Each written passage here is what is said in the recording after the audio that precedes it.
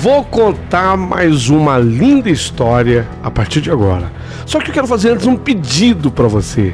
Se inscreva no canal. É um gesto tão simples para você e tão significativo para o canal.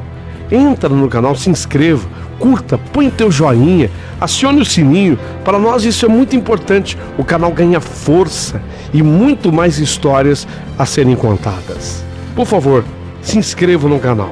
Agora, prepara o coração, porque a história de hoje é linda.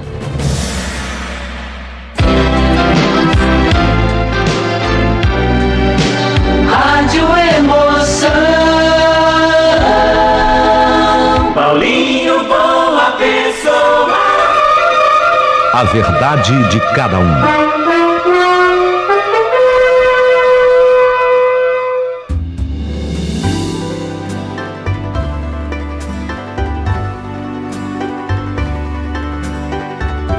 Meu querido amigo Paulinho Boa Pessoa, desde que eu me conheço por gente, eu morava em Pádua.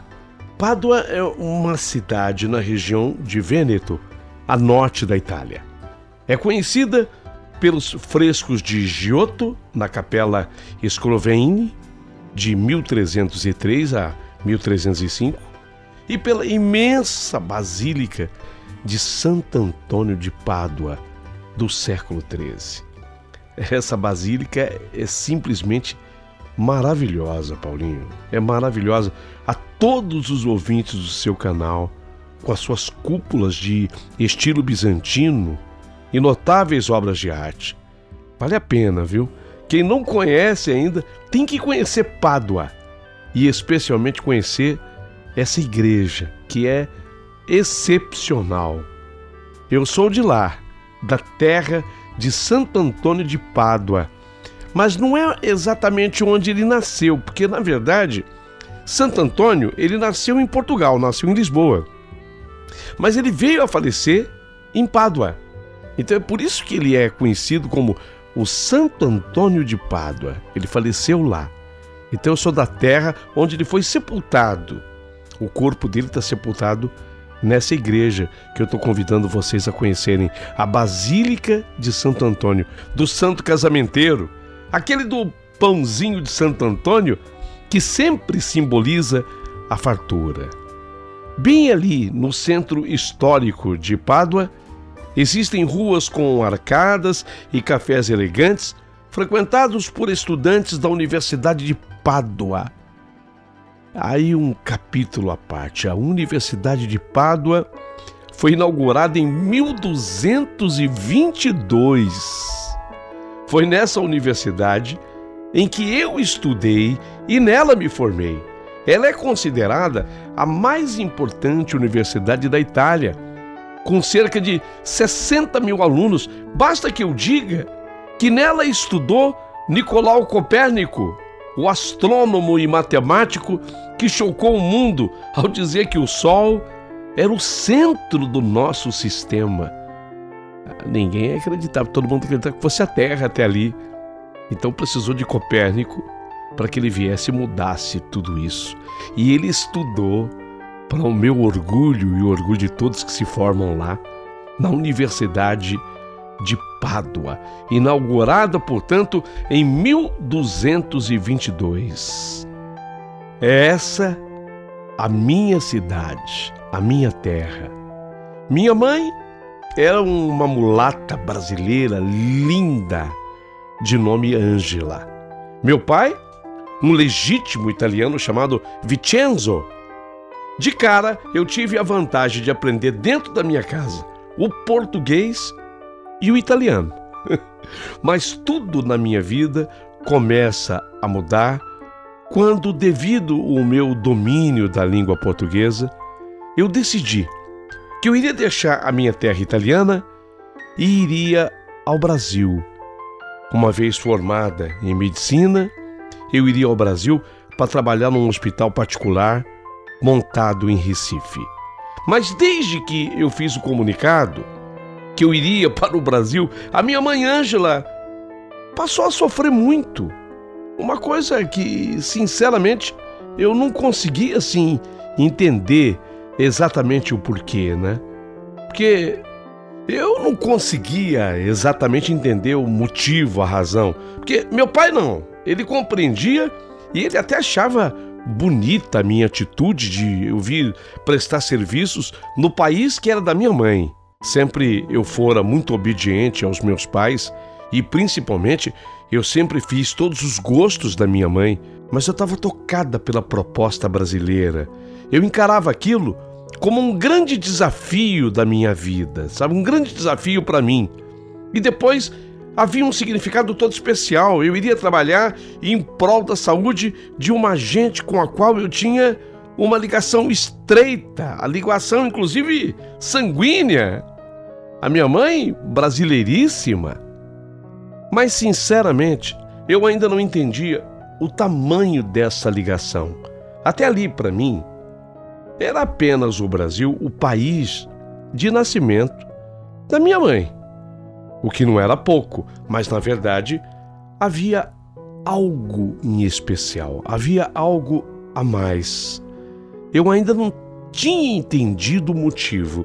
Até que naquele dia, eu cheguei em casa com tudo preparado já para minha viagem. Eu já tinha a passagem comprada, a documentação em ordem, e a minha mãe viu que não tinha mesmo outro jeito e que eu ia embora, que eu ia para a terra dela, que eu ia para o Brasil. Eu via que a mamãe sofria muito. Eu não entendia o motivo, a razão, o porquê e nem podia. E esse sofrimento da minha mãe se estendeu até o dia em que ela foi com o meu pai me levar até o aeroporto para que eu fizesse a minha viagem. Foi assim que eu cheguei ao Recife e 2 dias depois disso, eu já estava trabalhando naquele novo hospital. Eu trazia comigo novos conhecimentos adquiridos na Universidade de Pádua e também aprenderia muita coisa com os excelentes médicos formados no Brasil.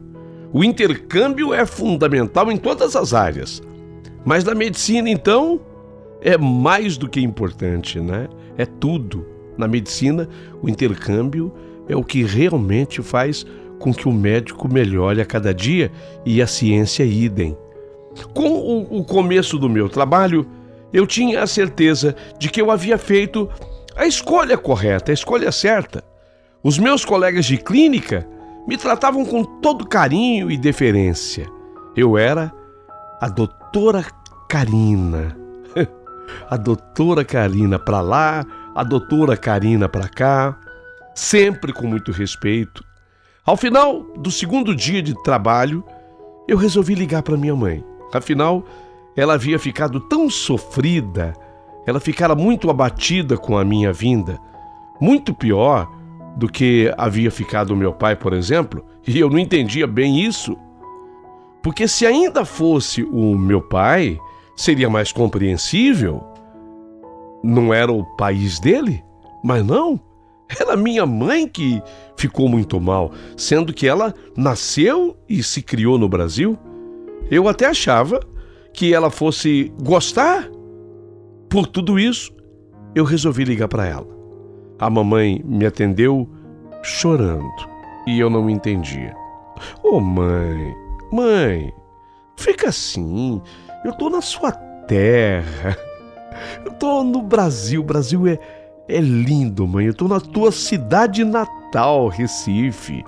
Já comecei a atender, mãe, tô atendendo gente necessitada, gente da sua raça. Isso é lindo demais, mãe.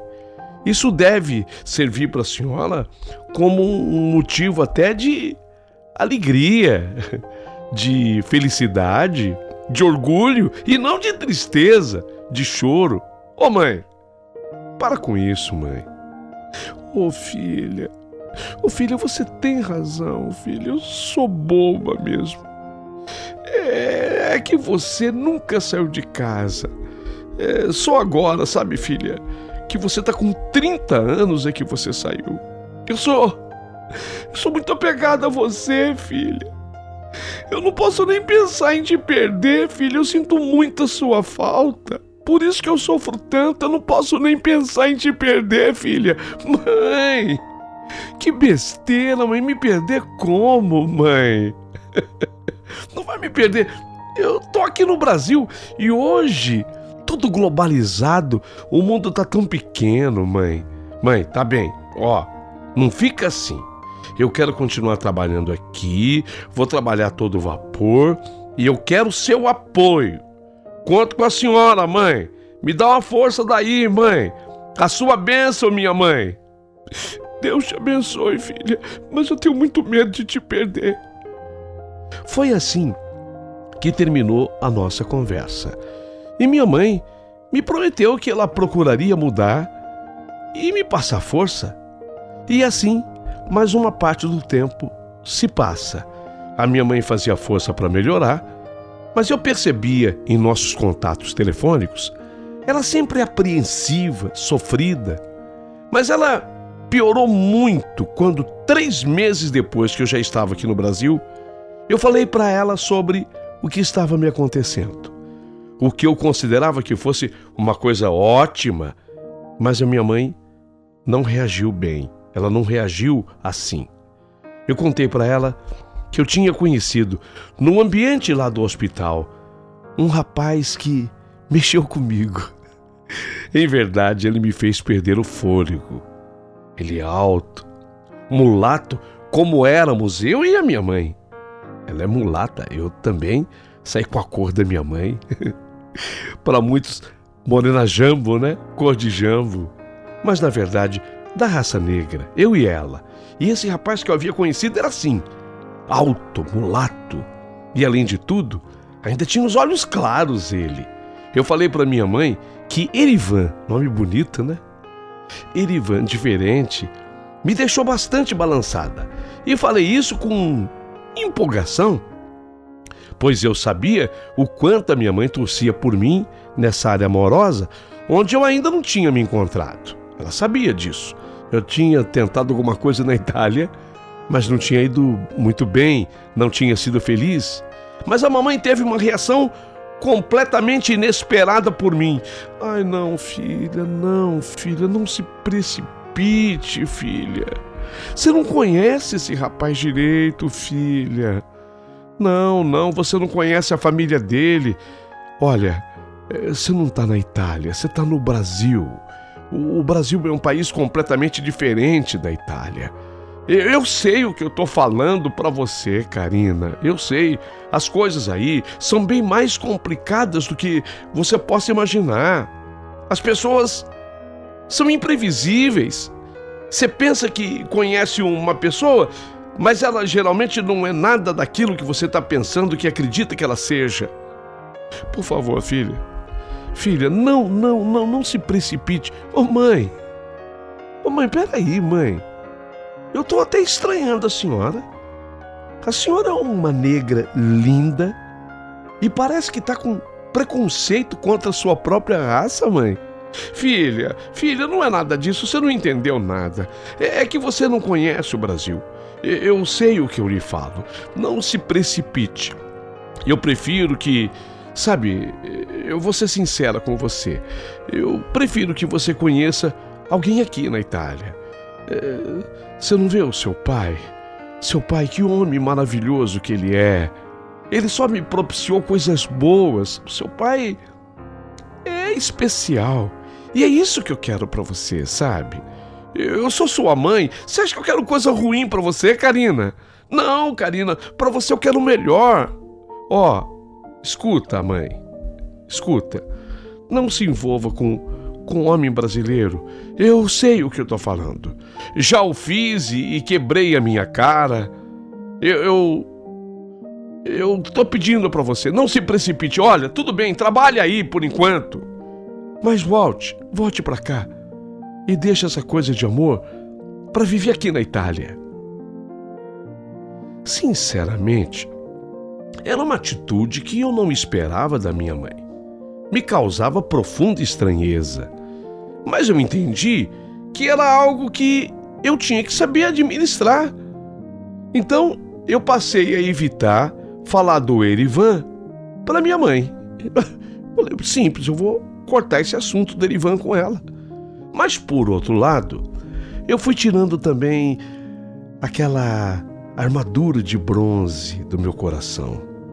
Era uma proteção especial que eu havia colocado contra os homens e o amor. Isso depois de ter sofrido algumas decepções na Itália. Erivan era o fornecedor de cilindros de oxigênio do hospital. E eu o achava lindo. E eu acabei me tornando cada dia mais sua amiga. E ele me convidou para eu ir conhecer a família dele. Fiquei muito encantada com toda a família dele.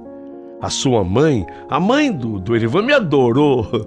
E o mesmo aconteceu com a sua avó. Sabe, quando há empatia ao primeiro olhar? Foi exatamente isso que aconteceu. Elas se encantaram comigo e eu me encantei com elas. Só que a essas alturas, eu já não sabia que efeito teria essa revelação sobre a minha mãe. Eu não sabia se ela iria reagir bem ou ficaria ainda pior. Por isso, eu segurei um pouco essa informação. Cheguei a pensar que, por amor, a minha mãe tivesse enciumada de mim. Dava-me a impressão de que ela talvez quisesse estar me apresentando para as pessoas aqui, no Brasil, no seu país. E eu não pensava isso à toa. É que mamãe dizia que ela tinha parentes no interior do Pernambuco, mas não me passou o endereço de ninguém. Dizia sempre que ela queria apresentar a sua amada filha aos seus parentes. Por essa razão é que eu pensava dessa forma. Mas naquele dia, foi a minha mãe quem me telefonou. E ela queria saber de como estava tudo. E eu resolvi contar sobre a mãe e a avó do Erivan, que eu tinha conhecido e das quais eu tinha gostado bastante. Nossa. Ai. A minha mãe, quando ficou sabendo, ficou louca. De repente, ela abriu a boca a chorar, mas mostrando um desespero que não cabia, até um certo destempero. Não, definitivamente, aquela não era minha mãe. Eu queria saber, afinal de contas, o que estava acontecendo com ela. Ô mãe, essa não é a senhora, mãe. Afinal, o que se passa? O que está acontecendo, mãe? Que desespero é esse, mãe?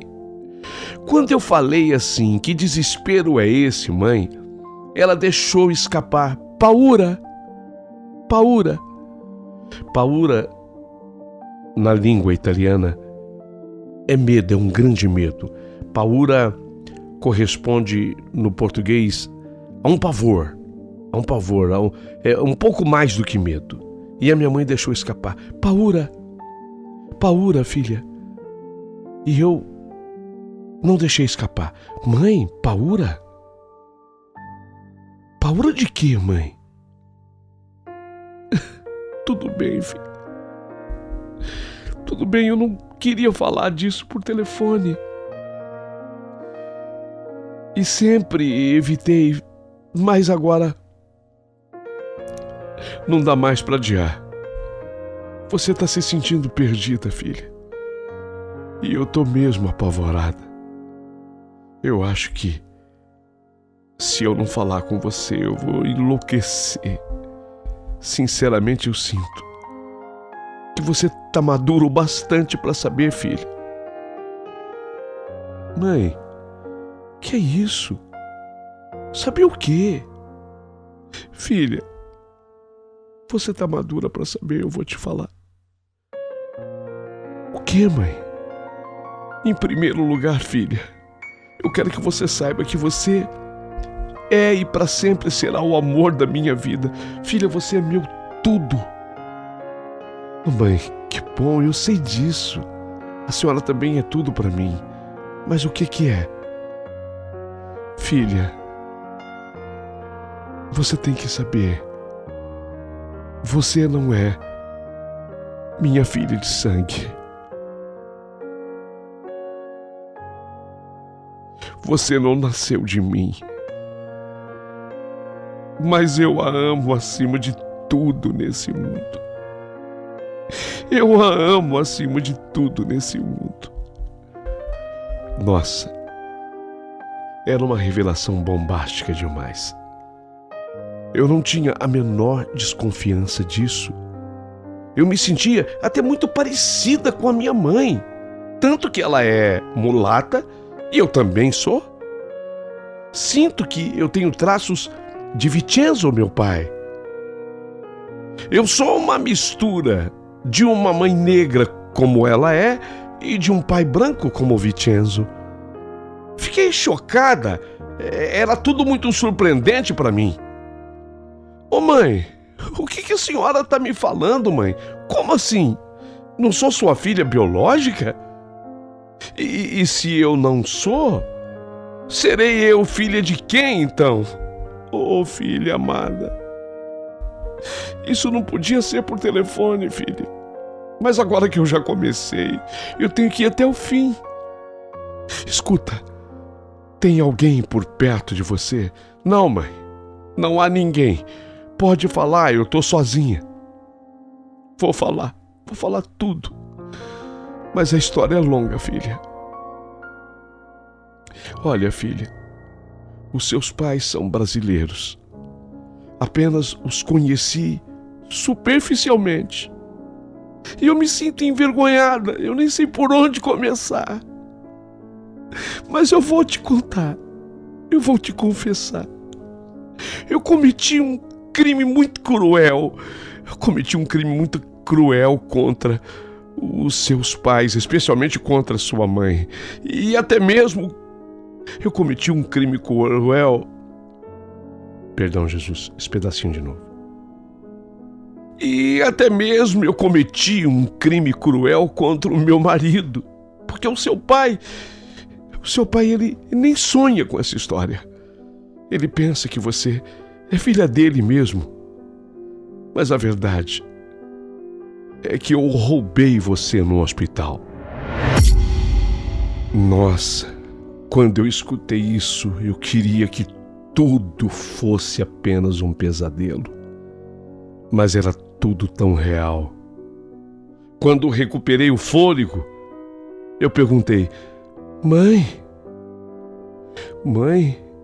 a senhora está dizendo que me roubou. E por quê, mãe? Por que a senhora fez isso? É difícil explicar, filha. Difícil. Mas aconteceu assim. Escuta.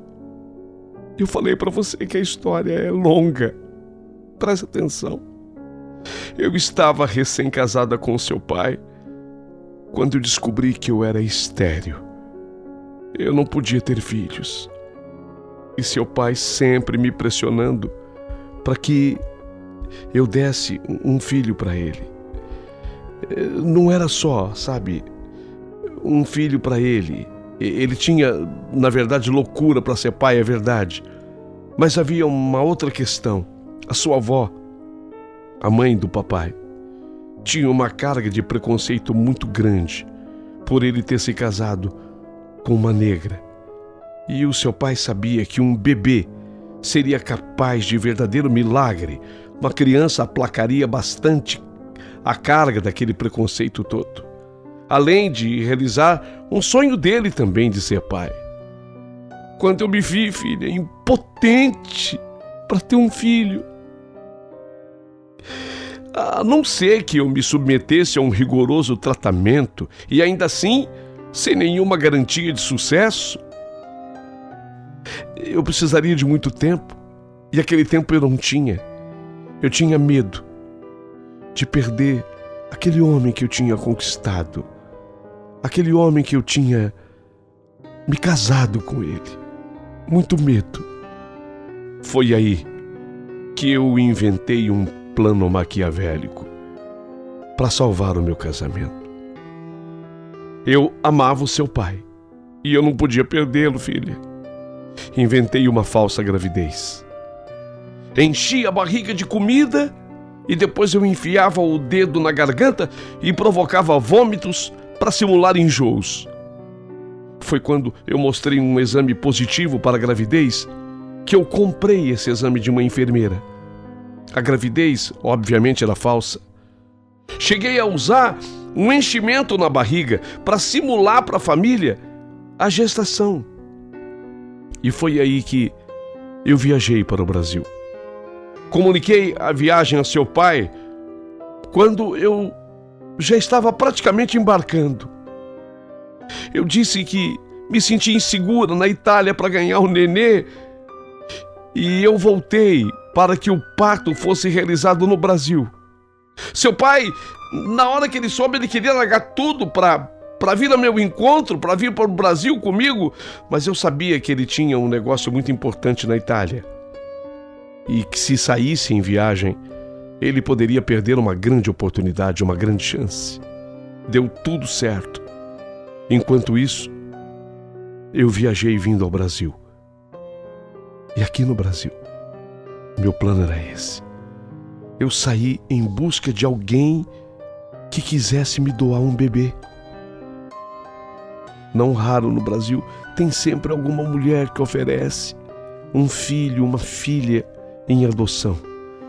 E eu dei sorte, filha. Que sorte que eu dei. Eu encontrei uma moça que tinha a cor de pele muito parecida com a minha. E ela daria à luz dentro dos meses da minha simulação, o que iria corresponder ao meu 7º mês, mais ou menos. Daria certinho para mim.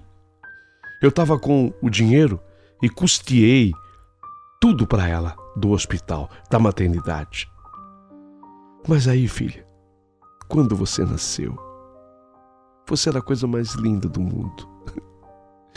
Filha, quando você nasceu, que ela te viu, sei lá, ela ficou muito tocada e ela já me dava ali mostras de algum arrependimento. E depois, algo iria mudar tudo. O seu pai, que não queria nem ao menos lhe ver, ele foi comunicado do seu nascimento, foi até a maternidade. E lá, ao te conhecer, ele foi tomado por um grande arrependimento. E ele resolveu, então, isso é que decidiu tudo. O seu pai resolveu, então, que lhe assumiria como filha e ainda ficaria com a sua mãe depois disso. Era o que faltava para ela se arrepender totalmente. Portanto, ela agora não queria mais doar você. Tudo então se complica, porque nesse momento eu já te conhecia, filha. Aquele bebezinho lindo, eu estava totalmente apaixonada por você. E outra coisa, minha filha, você era minha cara. Você era minha cara. Era coisa de Deus. E com traços também do seu pai, o Vincenzo. Não podia ser outra pessoa. Tinha que ser você. Tinha que ser você. E como eu já estava na maternidade como responsável pela sua mãe, eu tinha fácil acesso ao bebê. Teve um momento em que você foi para o quarto para mais uma mamada. E eu esperei que você enchesse bem a sua barriguinha, até que você regurgitou. Nessa hora, ainda conversei com a sua mãe. Eu tentei fazer com que ela voltasse atrás da decisão dela. Ela tinha me prometido. Eu estava pagando aquilo tudo exatamente por isso. Porque você era minha. Mas ela se mostrou firme na sua nova decisão. Dizia que agora, mais do que nunca, ela precisava de você, porque ela teria de volta o homem que ela tanto amava. Ela teria de volta. Eu não sei porquê, sabe, filha? Mas nessa hora, eu senti uma raiva tão grande dela, da tua mãe biológica. Eu senti que ela estava te usando. senti que ela estava te usando. Então eu saí do quarto dizendo para ela que eu estava indo embora e que ela nunca mais me veria na sua frente, que não ia adiantar ela se arrepender mais, porque nunca mais ela ia me ver na frente. E saí do quarto batendo a porta. Mas eu alcancei a enfermeira com você ainda no corredor. E foi aí que eu me senti encorajado a fazer o que eu fiz. Eu pedi para a enfermeira para segurar você. Eu inventei que eu queria colocar uma correntinha do anjo da guarda em você. Ela me entregou você, e eu fingi que eu voltava para o quarto onde eu iria colocar a correntinha, para o quarto onde estava sua mãe internada.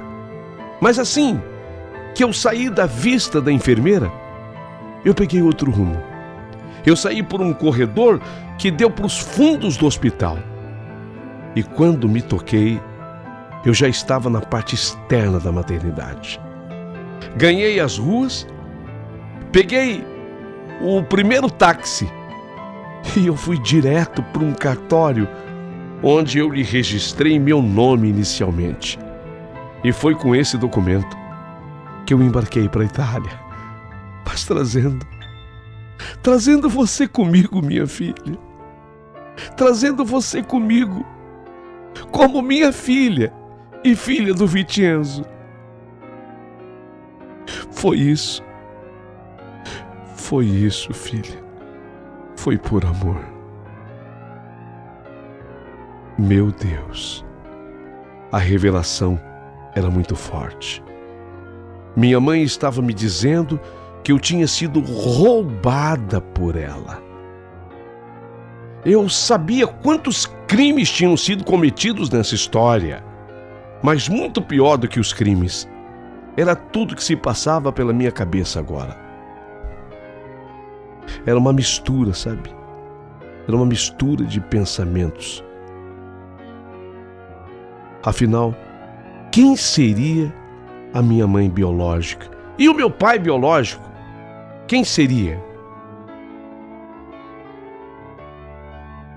A verdade é que eles não tinham me doado. Eu tinha sido roubada. Mas, de um outro lado, aquela mulher que estava do outro lado da linha do telefone comigo e que chorava, ela era minha mãe. Ela era minha mãe, a Ângela. Ela me amava e me amava muito. E eu não posso negar. Eu a amava muito também. Assim como eu amava o meu pai Vincenzo. Mas a minha situação era bastante delicada, muito delicada. E ela continuou falando ao telefone. Filha, por favor. Filha, não me deixa sem resposta. Eu preciso te ouvir, filha. Mãe, tudo é muito chocante para mim. Eu preciso de um tempo para poder me recuperar, mãe. Eu só digo uma coisa para a senhora, eu não concordo com nada do que a senhora fez. Não concordo com nada. Mas eu também não vou interferir, não. Se a senhora acha que teve que ser assim, que foi assim, que Deus, mãe, que Deus perdoe a senhora. Mas que foi uma grande covardia, foi. Filha, pode ter havido sim covardia, pode ter havido. Mas acima de tudo, houve muito amor por você, muito amor. Me perdoa, filha. Mãe, a senhora sabe que eu a amo, independentemente de qualquer coisa. E Deus vai perdoar a senhora. Mas o perdão vem de Deus, mãe, e não de mim. Filha, eu também te amo. Entende agora a minha paura? De repente, eu tenho medo de você conhecer em Recife até um rapaz que possa ser seu parente, minha filha. Você entende? Olha, antes de desligar, eu te amo. Sou sua mãe. E continuarei sendo a sua mãe sempre. Tchau, filha. Depois desse tchau, filha, imagine você como ficou a minha cabeça depois disso tudo. E revelações bombásticas. Ainda naquela noite, o Erivan passou onde eu morava e me encontrou daquele jeito. Mas ele tinha o poder de me fazer recuperar. Obviamente que eu não falei nada para ele. Mas foi ele, com a sua alegria e o seu jeito de ser, que me ajudou a superar aquele primeiro momento. Mas eu já temia que pudesse haver qualquer grau de parentesco entre mim e ele. Afinal, diante de tudo o que me contara minha mãe, tudo era perfeitamente possível. Ele tinha programado de me levar para experimentar uma comida típica num restaurante muito gostoso de Recife. E eu achei melhor não suspender nada. A presença dele me ajudava, inclusive, a superar aqueles momentos delicados e tão difíceis. Acho que por tudo, naquela noite, depois do restaurante, ele veio dormir no meu apartamento. Mas eu ainda fiz questão de que dormíssemos sim, mas em quartos separados. Sabia que ele iria me compreender. No dia seguinte, tomamos o café da manhã juntos e depois seguimos, cada qual para o seu trabalho. Mas não sei por que eu estava morrendo de medo também agora de que o Erivan pudesse ser meu parente. Sei lá. Esse mundo, ao tempo em que parece ser tão grande, às vezes se mostra tão pequeno. Foi quando me toquei que tinha faltado uma informação simples da minha mãe, que ela me passasse ao menos o primeiro nome da minha mãe biológica. Bastava para eu afastar algumas hipóteses. Então, do hospital, eu liguei para minha mãe. Ela me informou que o nome da minha mãe biológica era Cecília. E o nome do meu pai, ela não tinha certeza, porque ele foi o tempo todo chamado no hospital como Neno. Neno. E Neno não é um nome, é um apelido. Ficou assim, Neno. De qualquer forma, aquilo representou um grande alívio, já que a mãe do Erivan era Miriam, nada a ver com Cecília, e a avó do Erivan era Hilda. Um primeiro risco estava assim totalmente afastado, o de Erivan e eu sermos irmãos. Puxa vida, graças a Deus. E isso representou para mim um grande alívio. A vida seguiu, embora tanta coisa ainda tivesse que ser resolvida. Só que todas essas coisas que ainda faltam ser resolvidas, vocês vão acompanhar, mas no segundo capítulo da minha história. Da menina que um dia foi roubada. Não perca o segundo capítulo. Tá gostando da minha história? Então eu queria pedir um favorzão para você.